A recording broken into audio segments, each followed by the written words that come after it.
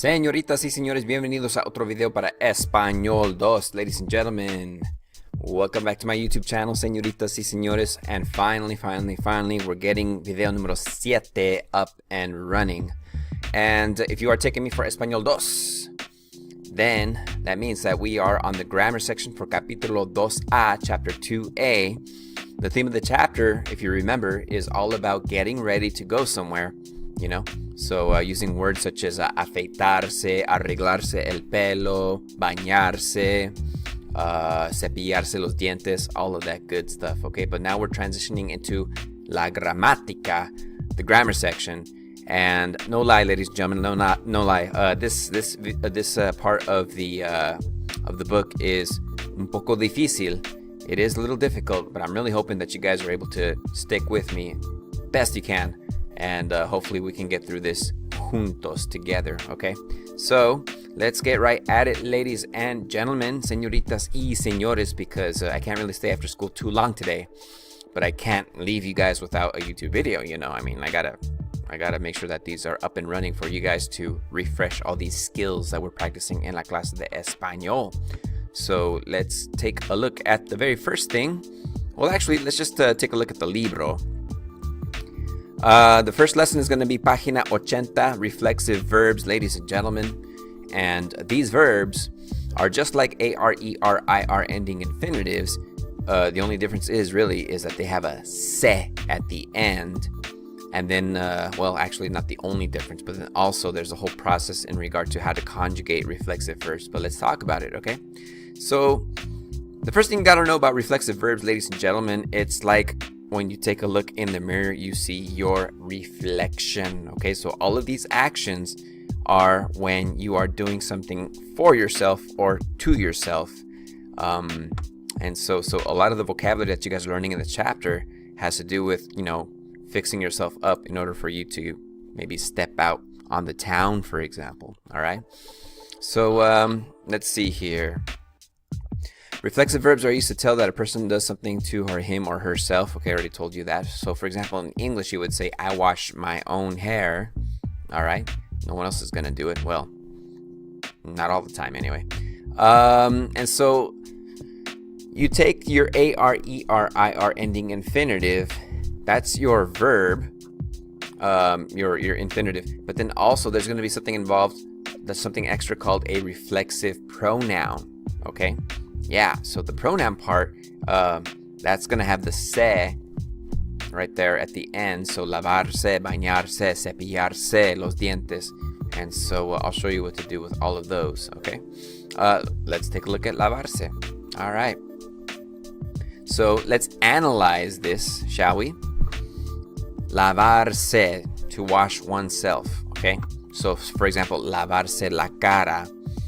So you have your infinitive, lavar, AR ending infinitive. Okay, that's your verb form or your infinitive. And then notice this at the end. This is brand new. And that is going to be your reflexive pronoun. Okay, and what you got to do with this reflexive pronoun, it changes along with the verb, especially in the present tense when you want to indicate that somebody is doing an action to or for themselves. All right. So, that being said, let's take a look at these reflexive pronouns and how they conjugate. All right, so me for me, te for you, se, now this version of se for usted, él, ella, okay? Nos for us. We're going to skip os because that's actually Spain only. And then this version of se for you guys, ustedes, or for ellos, or for ellas, okay? So anytime you conjugate reflexive verbs, it takes on these new forms. You'll see it in action in just a moment, all right? So let's see here. Okay, so in English, if you want to say lavarse in English, that means to wash oneself, and then this is what you do in English. I wash myself, you wash yourself, he, she, it washes himself. Sometimes you wash yourself, you know, if you're talking to usted. We wash ourselves, they wash themselves. Okay, so that's pretty standard fare when you're talking in English. But now let's take a look at how all of these play out in Espanol. Once again, lavarse, okay? Lavar, your infinitive, se, your reflexive pronoun. And this is what you got to do, okay? In order for you to successfully conjugate these in the present tense, I would do this. I would take your se, your reflexive pronoun, and let's just put it to the side temporarily, okay? Put it in your pocket or something like that, okay? We'll come back to it. And let's conjugate the verb lavar. And it's just like your regular AR ending verbs that you've learned way back in Spanish 1, okay? So lavo, lavas, lava, lavamos, we'll skip laváis, and lavan. So lavo, lavas, lava, lavamos, lavan. Great. Okay, so that shouldn't be too big of a deal. So now let's come back to this right here, the se. We haven't done anything with it just quite yet, but now we will.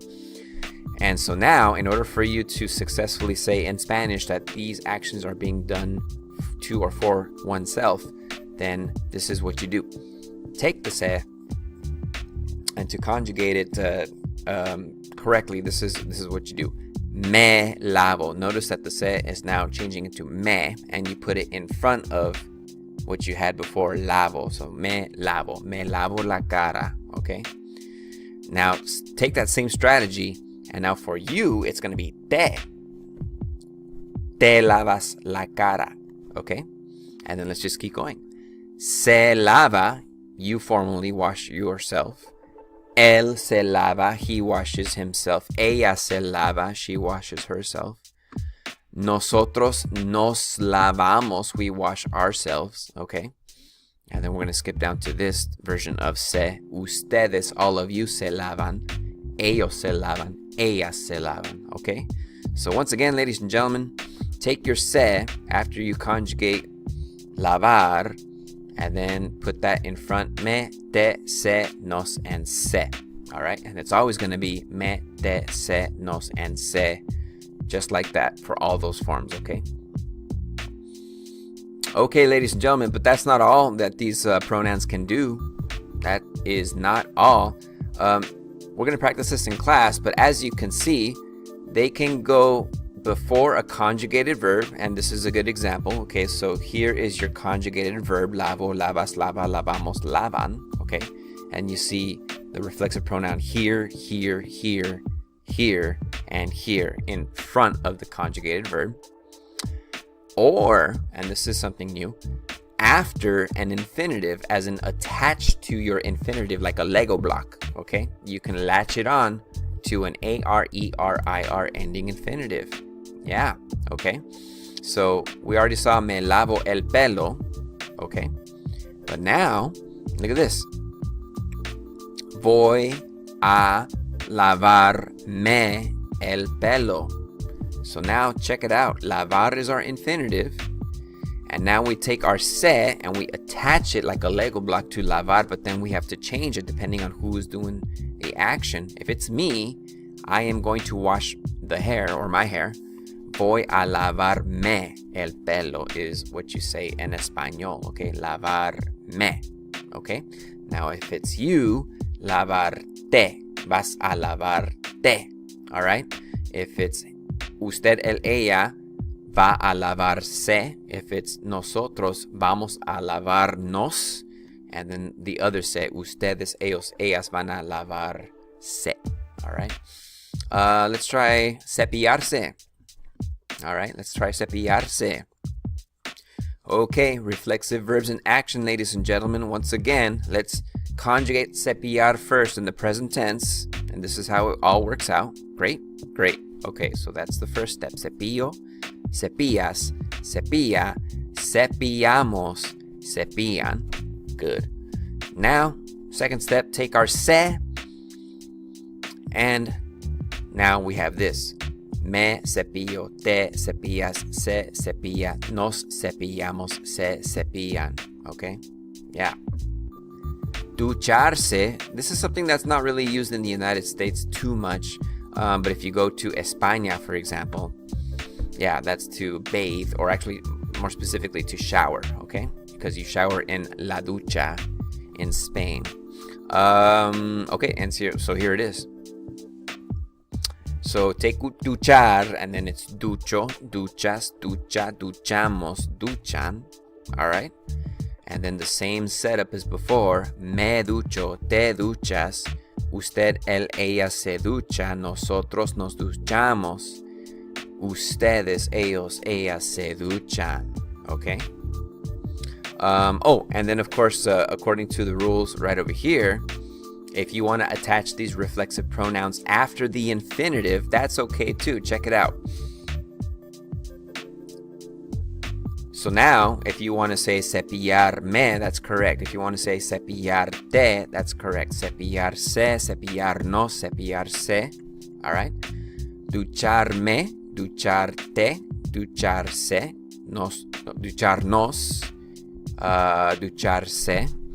But these are probably paired up very well with I'm going to, voy a, vas a, van a, vamos a. And, if you use ir plus a plus infinitive, I think that is a great strategy to pair up these reflexive verbs with ir plus a plus infinitive, if you remember that from Spanish 1, okay? And then finally, about reflexive verbs, which we will most definitely practice in La Clase de Español extensively.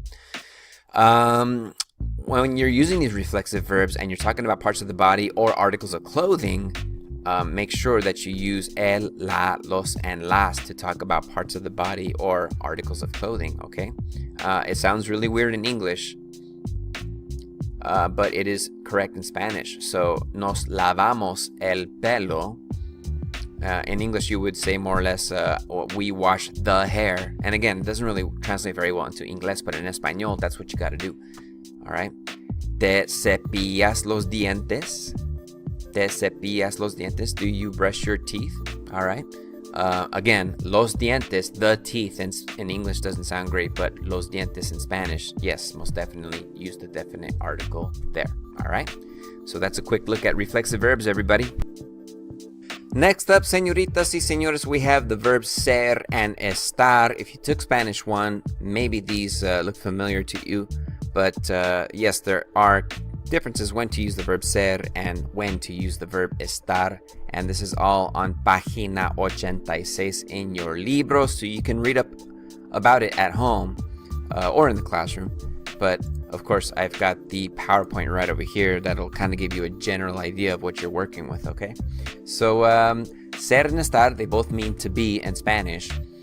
Ser and estar are both irregular verbs. Yes, they're classified as irregular verbs, which means that if you're trying to conjugate them in the present tense, for example, you're not going to be able to follow the traditional rules. You're not going to be able to take a look at the charts that I have in my classroom, for example.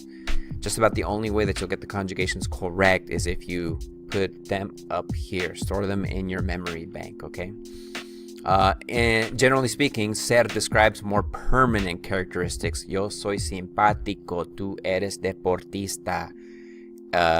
Él es atrevido, okay?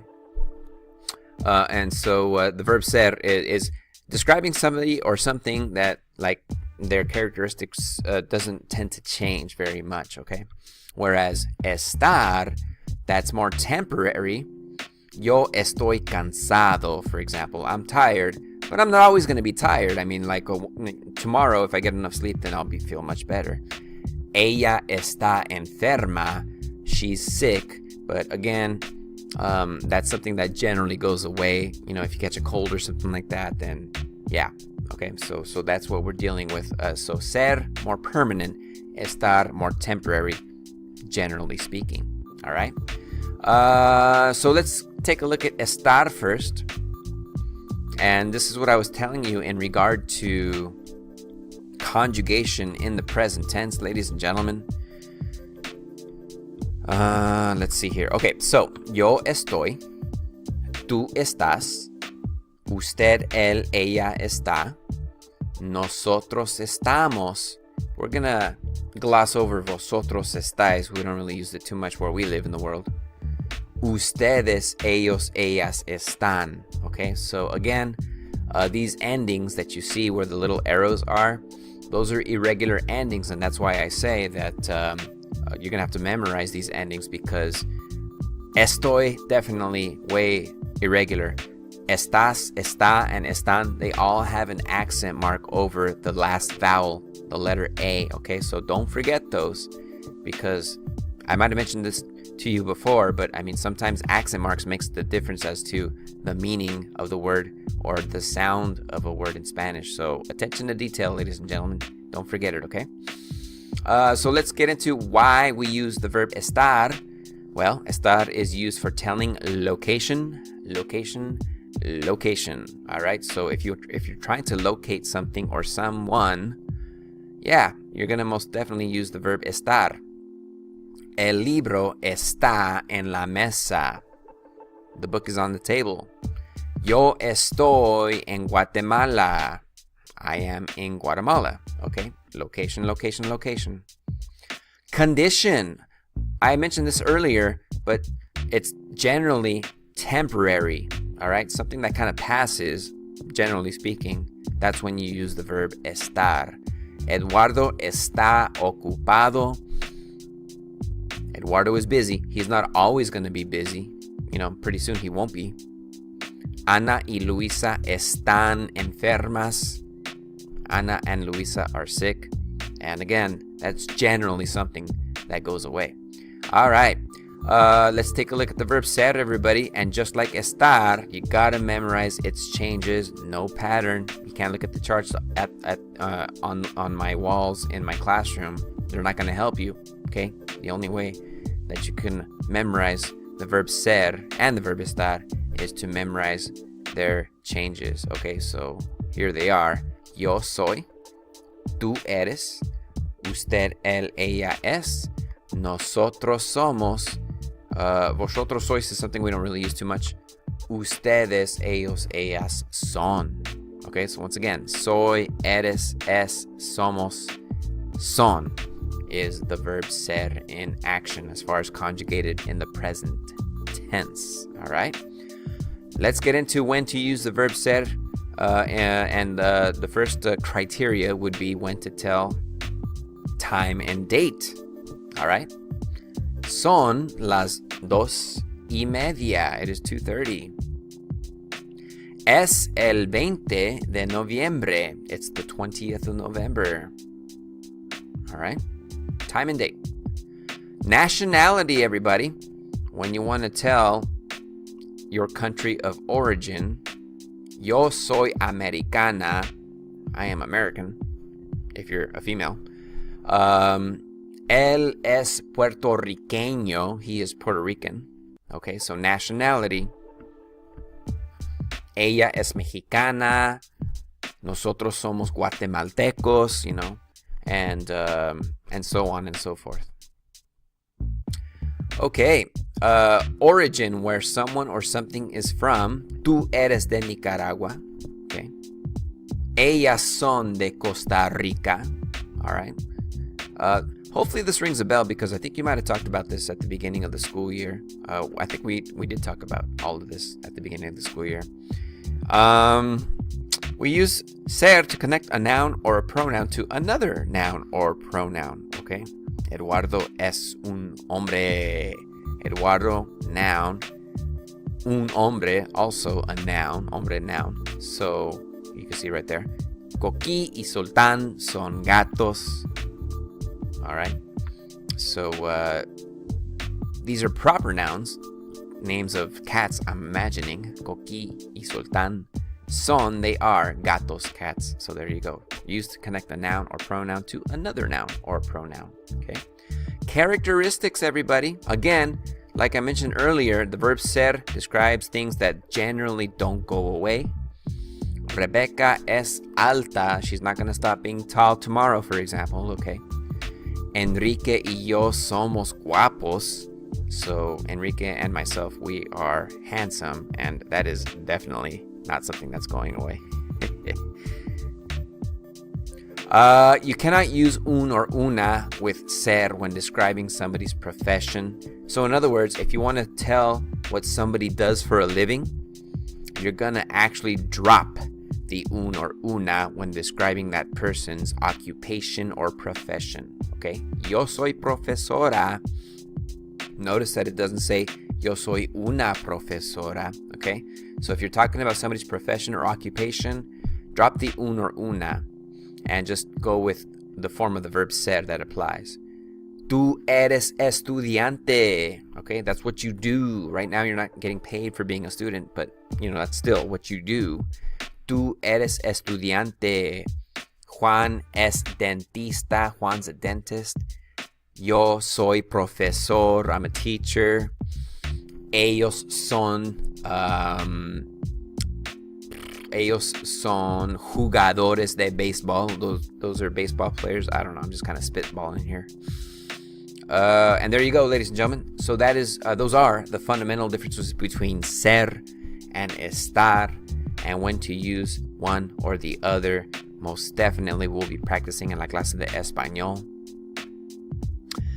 Finally, señoritas y señores, we're going to be talking about something called possessive adjectives. Now, here's the catch, though. In order for us to know how to do all this that they have in the book on page 88, página 88, we're going to have to actually retrace our steps. We're going to have to actually go backwards and see if we could try to remember how to say my, your, his, hers, ours, theirs.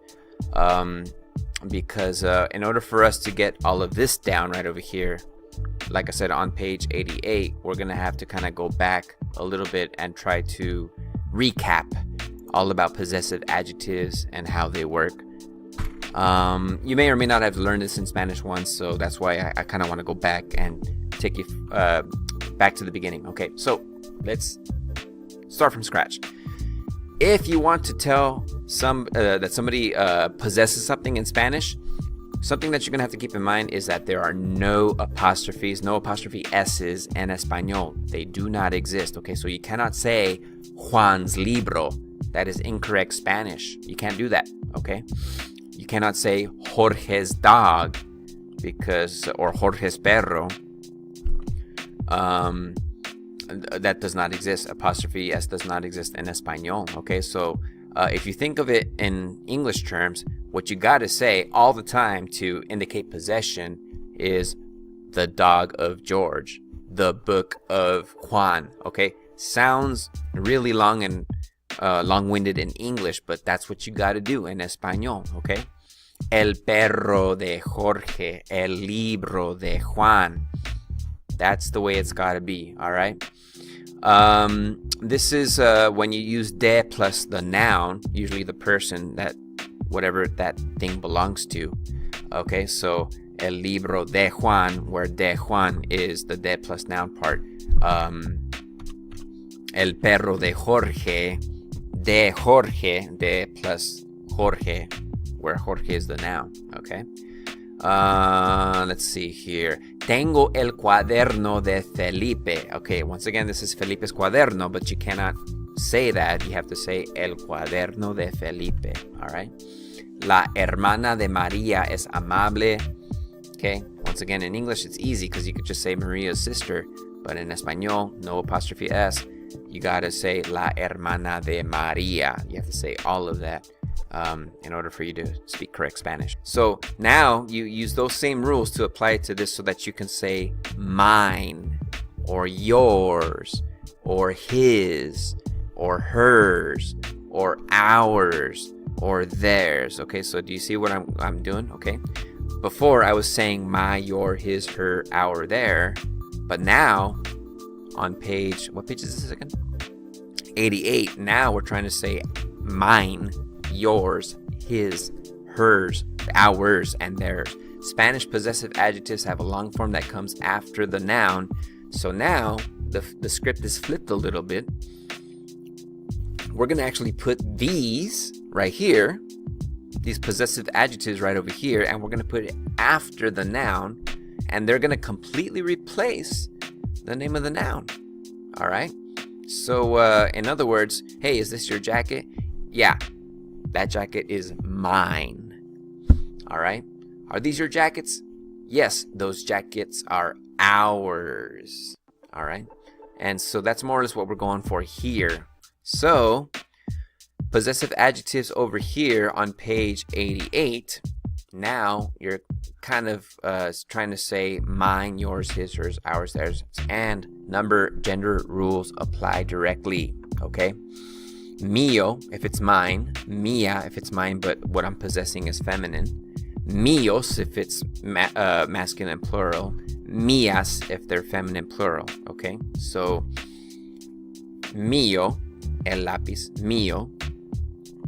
Mía, la pluma, okay? What if I have a bunch of pencils?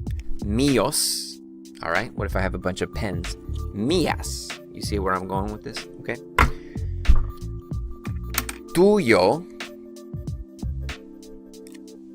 tuya, tuyos, tuyas. Again, number gender rules apply here, okay? You always have to keep in mind if what you're possessing is singular, plural, masculine, feminine for this right here. Suyo, suya, suyos, suyas, if it belongs to usted, él, ella. And then just like I mentioned before, nuestro, nuestra, nuestros, nuestras comes into play. Again, always keeping in mind if it's singular, plural, masculine, feminine. And then finally, if it belongs to ustedes, ellos, ellas, suyo, suyas, suyos, suyas. Okay? Let's take a look at some examples. Voy al partido con un amigo mío. I'm going to the game with a friend of mine. All right? So notice the word placement, the mío, mine, that's after the noun, un amigo, okay? Vas al baile con unas amigas tuyas.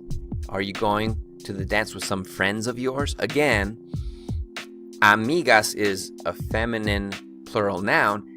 Your possessive adjective is actually going to go after that, okay? Amigas tuyas. Okay, so notice the word placement. These possessive adjectives right here, these ones on page 88, are going to go after the noun. All right. And like I was mentioning earlier, they can completely replace the noun. You can even just take the noun totally out if it's well established that you already know what you're talking about.